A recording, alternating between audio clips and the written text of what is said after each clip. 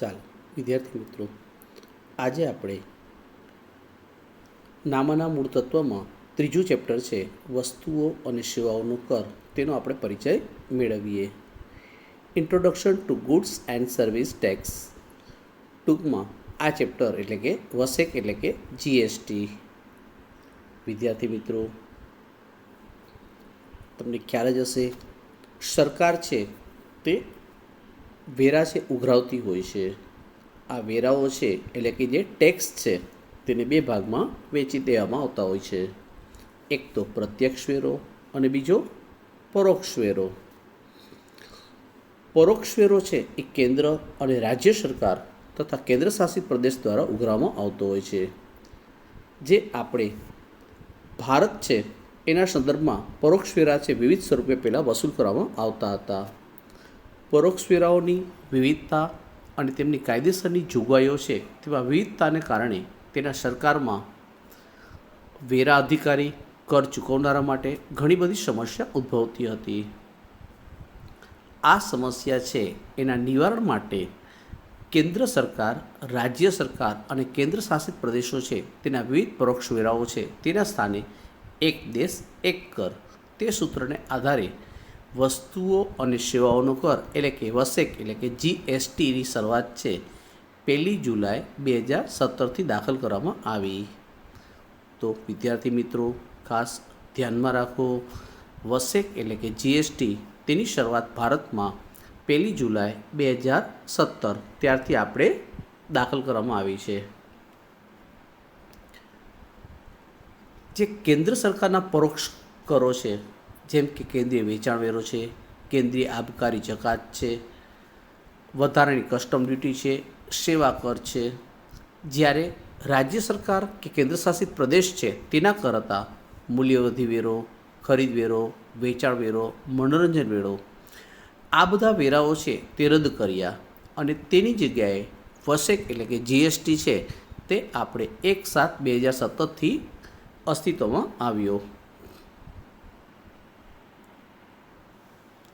GST માટે કેન્દ્રના, રાજ્યના અને કેન્દ્ર શાસિત પ્રદેશ છે તેને માટે અલગ અમલીકરણ માટે 5 કાયદાઓ છે તે ઘડવામાં આવેલા છે. સૌપ્રથમ કાયદો છે કેન્દ્રીય વસ્તુઓ અને સેવાઓ કરનો કાયદો. સૌપ્રથમ છે કેન્દ્રીય વસ્તુઓ અને સેવાઓ કર કાયદો, ધ CGST એક્ટ. આ કાયદામાં કેન્દ્રીય વસ્તુઓ અને સેવાઓની જે પૂર્તિ છે તેના વ્યવહારો કરની જોગવાઈઓનો સમાવેશ કરવામાં આવેલ છે. બીજો કાયદો છે રાજ્ય વસ્તુઓ અને સેવાઓનો કર કાયદો, ધ SGST એક્ટ. આ કાયદામાં જે તે રાજ્યના વસ્તુઓ અને સેવાઓની પૂર્તિના વ્યવહારો પર કરની જોગવાઈઓનો સમાવેશ થાય છે. ત્રીજો કાયદો કેન્દ્ર શાસિત પ્રદેશ વસ્તુઓ અને સેવાઓનો કર કાયદો, ધ UTGST એક્ટ.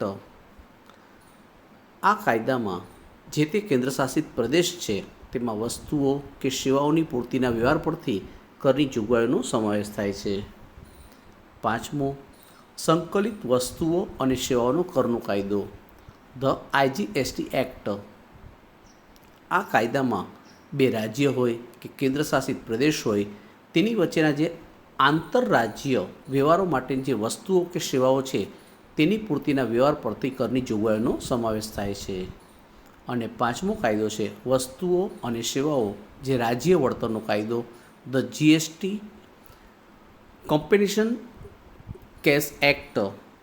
તો આ કાયદા હેઠળ વસેકના અમલીકરણને કારણે જે રાજ્યોને વેરાકીય આવકમાં ઘટાડો થશે તેમને આ ઘટાડો છે ભરપાઈ કરી આપવા માટે અનુસંધાનમાં આ કાયદો છે તે ઘડેલો છે. વિદ્યાર્થી મિત્રો, આ જે 5 કાયદાઓ છે તે ફક્ત આપણી જાણકારી માટે છે. અત્યારે તમારે પરીક્ષાલક્ષી આમાંથી કોઈ પણ પ્રકારનું પૂછાવાનું નથી.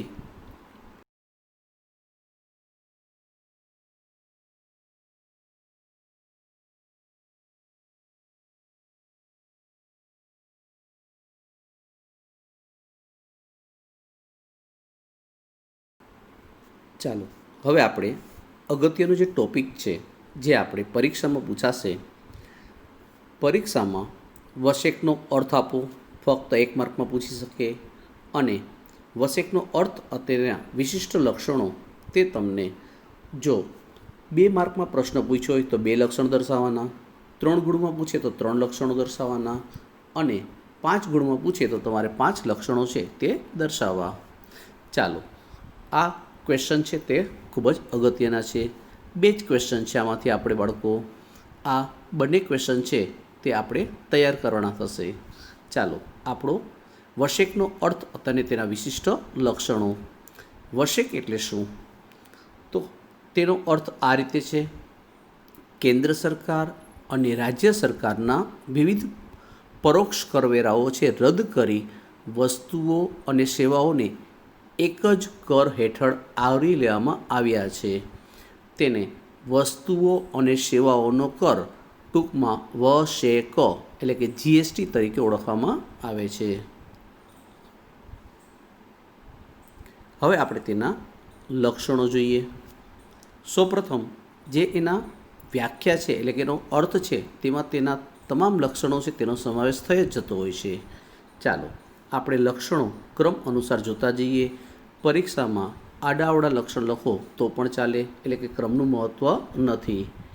નંબર 1, એક જ કર. વસ્તુઓ અને સેવાઓના એક જ કર હેઠળ આવરી લેવામાં આવ્યા છે.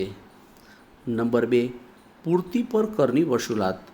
પૂર્તિ મીન્સ સપ્લાય.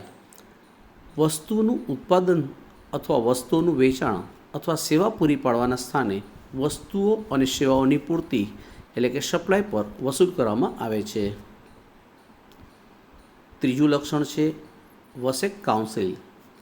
વસેકની તમામ કામગીરી છે જે જીએસટી કાઉન્સિલ તરીકે ઓળખવામાં આવે છે. જીએસટી કાઉન્સિલમાં દરેક રાજ્યના પ્રતિનિધિત્વ ધરાવે છે. તેના અધ્યક્ષ છે તે કેન્દ્રના નાણામંત્રી કામગીરી તરીકે બજાવતા હોય છે. તો આપણે પરીક્ષામાં ખાલી જગ્યામાં પૂછાઈ શકે, MCQમાં પૂછાઈ શકે કે વસેક કાઉન્સિલ છે તેના અધ્યક્ષ કોણ છે? તો કેન્દ્રના નાણામંત્રી. ચોથું છે વસેકનો દર. વસેકના દરની વસેક કાઉન્સિલ દ્વારા ભલામણ કરવામાં આવી છે. અત્યારે આપણે જુદા જુદા જે દર છે તે તેના ભલામણને અનુસંધાનમાં કરવામાં આવેલા છે. નંબર 5, આયાત અને વસેક. વસ્તુઓ અને સેવાઓની આયાતને આંતરરાજ્ય પૂર્તિ તરીકે ઓળખવામાં લેવાય છે. છઠ્ઠું છે વસેક પરત જમા. Input tax credit. ખરીદી વખતે ચૂકવેલ વસેક છે જે વેચાણ કરતી વખતે ચૂકવવાપાત્ર વસેકમાંથી બાદ મળે છે. 7મું લક્ષણ છે કર વહેંચણી. કેન્દ્ર સરકાર અને રાજ્ય સરકાર વચ્ચે વસેકની વહેંચણી યોગ્ય વ્યવસ્થા ઊભી કરવામાં આવેલી છે. નંબર 8, કર નિર્ધારણ. વસેકના દર વસ્તુઓ અને સેવાઓની જરૂરિયાતને ધ્યાનમાં રાખીને નક્કી કરવામાં આવેલા છે. નંબર 9, પૂર્વ નિર્ધારિત કરનું માળખું. વસેકના વસ્તુઓ માટે સેવાઓ પર લાગુ પડતા જે દર છે તે પૂર્વ નિર્ધારિત માળખું આપવામાં આવેલું છે. નંબર 10, 5 વસેક કાયદાઓ. આપણે અગાઉ જોઈ ગયા તે મુજબ વસેકના અનુસંધાનમાં કુલ 5 કાયદાઓ છે તે પસાર કરવામાં આવેલા છે. નંબર 11, સમાનતા. સમગ્ર દેશમાં વસેકના કાયદાઓ, નિયમો, પ્રક્રિયાઓ, વેરાના દર સમાન રાખવામાં આવેલ છે. ચાલો, હવે આપણે વસ્તુઓ અથવા સેવાઓ અથવા બંનેની પૂર્તિ. પૂર્તિ મીન્સ સપ્લાય. તો supply of goods or A service or both.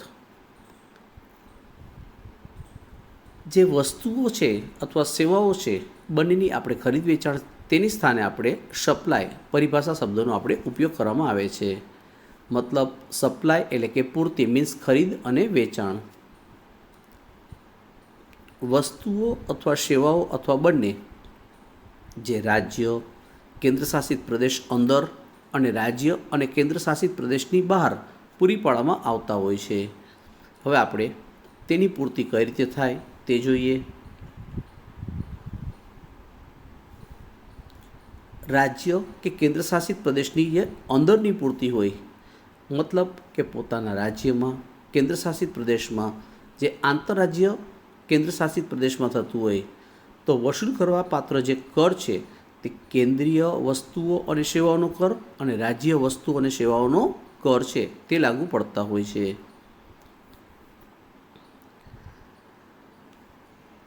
રાજ્ય અને કેન્દ્ર શાસિત પ્રદેશની જે અંદરની પૂર્તિ છે તેમાં આ પ્રકારની પૂર્તિઓ અથવા સેવાઓ અથવા બંને જે તે રાજ્ય અથવા જે તે કેન્દ્ર શાસિત પ્રદેશ પૂરી પાડવામાં આવે છે.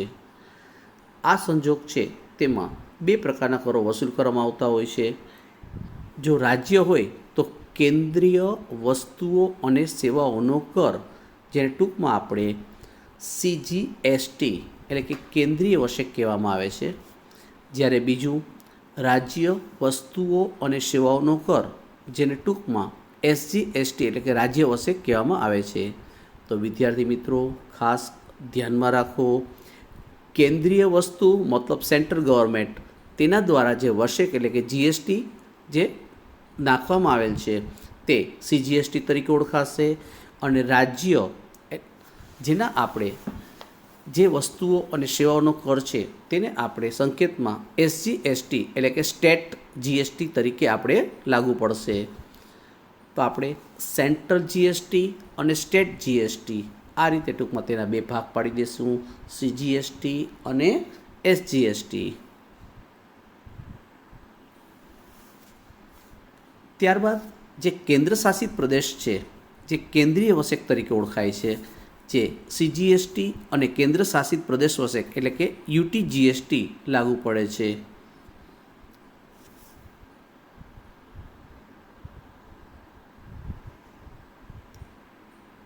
હવે આપણે રાજ્ય અને કેન્દ્ર શાસિત પ્રદેશની બહારની પૂર્તિ જોઈએ. આ પ્રકારની પૂર્તિઓ છે તેમાં વસ્તુઓ અને સેવાઓ અથવા બંનેની પૂર્તિ પોતાના રાજ્યમાં અથવા કેન્દ્ર શાસિત બહાર પૂરી પાડવામાં આવતી હોય છે. આ સંજોગોમાં એક જ પ્રકારનો કર છે તે લાગુ પાડવામાં આવતો હોય છે, જેને આપણે સંકલિત વસ્તુઓ અને સેવાઓનો કર ટૂંકમાં IGST એટલે કે સંકલિત વશેક તરીકે ઓળખવામાં આવે છે.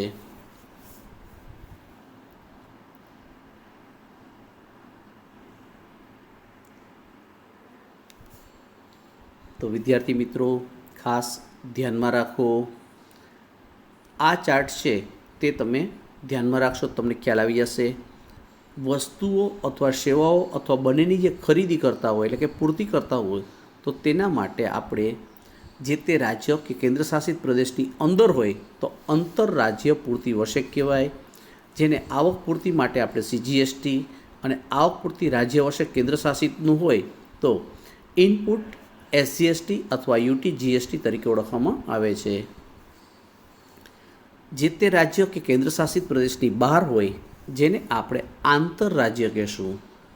વિદ્યાર્થી મિત્રો આંતરરાજ્ય અને આંતરરાજ્ય ખાસ ડિફરન્સ છે તે ધ્યાનમાં રાખજો. તો આંતરરાજ્ય પૂર્તિ માટે આવક પૂર્તિ સંકલિત વશેક એટલે કે ઇનપુટ IGST લાગુ પડે છે. બીજું આપણે જોઈએ વસ્તુઓ અથવા સેવાઓ અથવા બંનેનું વેચાણ પૂર્તિ. આપણે સેમ ટુ સેમ જે રીતે ખરીદી કરીએ તે રીતે વેચાણ કરતા હોઈએ તો તેના માટે પણ ઉપરોક્તમાં ખરીદી માટે આપણે ઇનપુટ, જ્યારે જાવક માટે આપણે આઉટપુટ લાગુ પડશે. એનો મતલબ કે ઇનપુટ SGST ખરીદી માટે તો આઉટપુટ SGST વેચાણ માટે. તે જ રીતે આપણે આવક પૂર્તિ માટે ઇનપુટ IGST તો જાવક માટે આઉટપુટ IGST. ચાલો મોસ્ટ IMP ક્વેશ્ચન બાળકો, વશેકના લાભો જણાવો. પરીક્ષામાં 2 માર્કમાં પૂછાય તો તમારે 2 લાભ દર્શાવવા, 3 માર્કમાં પૂછાય તો 3 અને વધારે દર્શાવો તો પણ કાંઈ વાંધો નહીં. આપણે જે આગળ તેનો અર્થ અને લક્ષણો જોઈ ગયા, આ અર્થ અને લક્ષણો પર જ આધારિત વશેકના લાભો છે. નંબર 1, એક જ કર.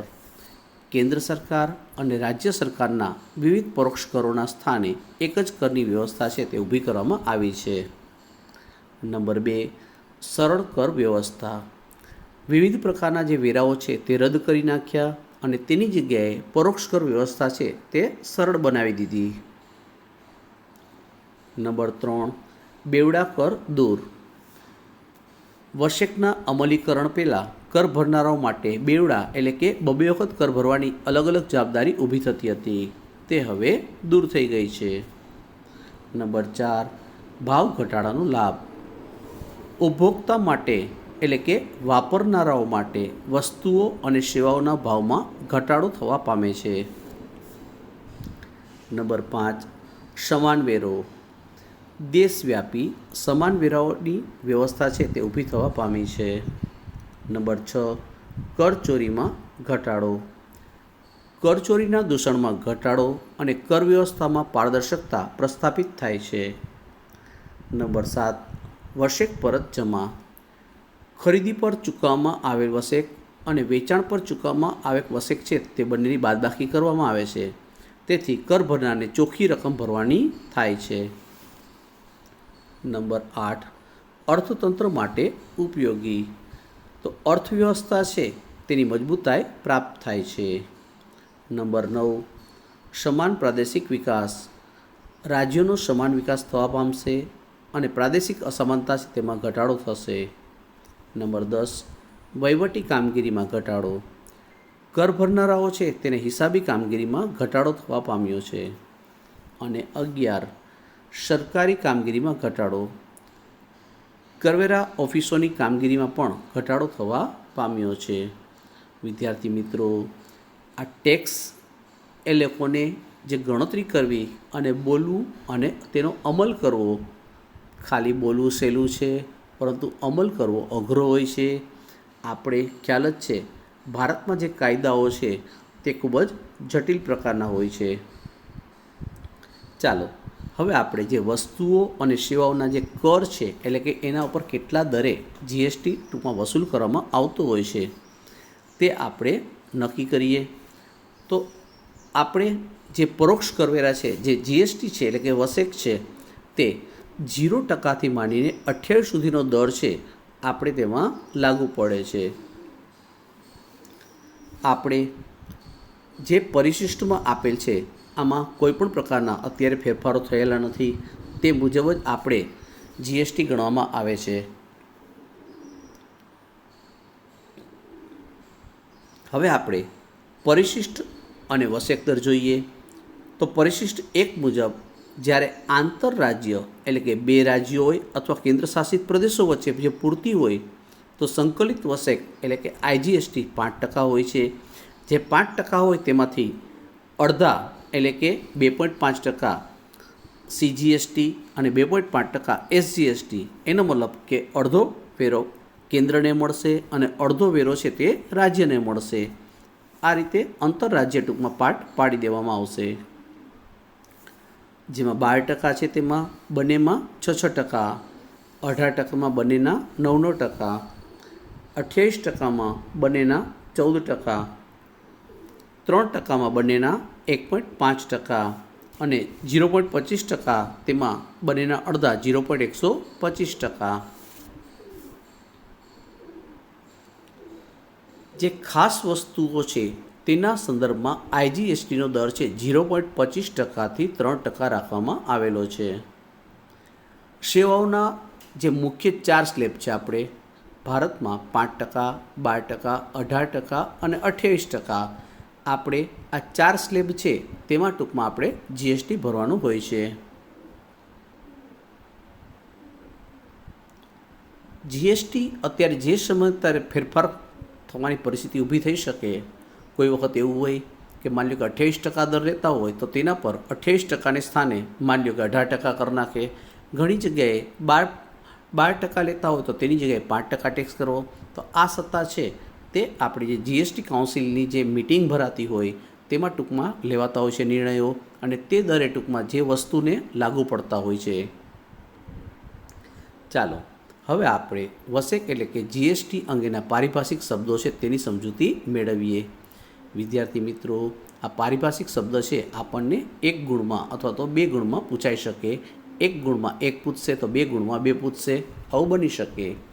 ચાલો નંબર 1, પૂર્તિ એટલે કે ખરીદ અને વેચાણ, અંગ્રેજીમાં તેને સપ્લાય કહેવાય છે.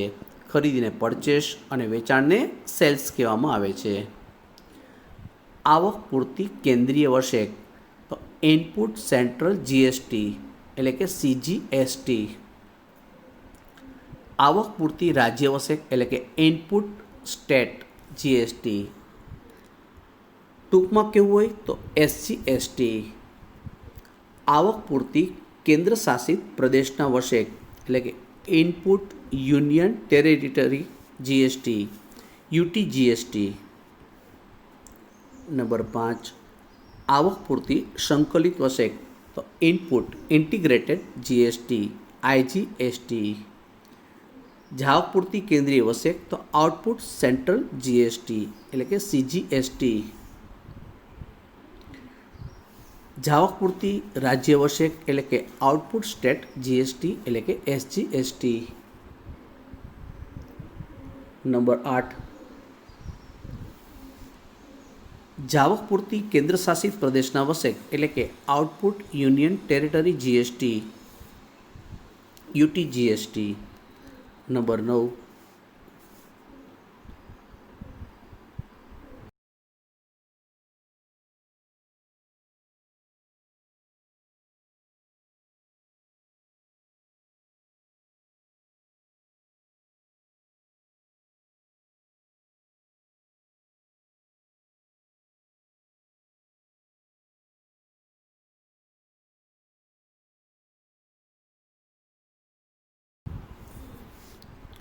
જાવક પૂર્તિ સંકલિત વસેક ઇનપુટ ઇન્ટિગ્રેટેડ જીએસટી એટલે કે IGST. નંબર 10, આંતરરાજ્ય પૂર્તિ ઇન્ટ્રા સ્ટેટ સપ્લાય. આંતરરાજ્ય પૂર્તિ તો ઇન્ટર સ્ટેટ સપ્લાય. ઇન્ટ્રા અને ઇન્ટર બંનેમાં ડિફરન્સ છે, ખાસ ધ્યાનમાં રાખજો. અંતર એટલે કે ઇન્ટ્રા અને આંતર એટલે કે એન્ટર, તો બંનેમાં ધ્યાન રાખજો બાળકો.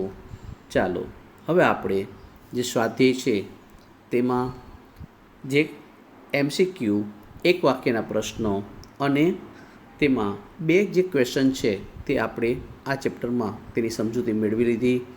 સાવ સરળ ચેપ્ટર છે. આપણે વિદ્યાર્થી મિત્રો જ્યારે બધા થિયરીના ક્વેશ્ચન કરશું તેમાં બધા MCQ દરેક ચેપ્ટરના એકી સાથે લઈ લેશું અને એક વાક્યના છે તે પણ આપણે એકી સાથે લઈ લેશું. આ રીતે આપણે તૈયારી કરીશું. ચાલો આ સાથે આપણે આ ચેપ્ટર છે તે પૂર્ણ કરીએ. વિદ્યાર્થી મિત્રો થિયરીની પ્રેક્ટિસ કરજો અને આ ચેપ્ટરમાંથી આપણે તેનો અર્થ, જીએસટીનો અર્થ, તેના લાભ છે તે અને તેના લક્ષણો છે તેની આપણે તૈયારી કરવાની છે.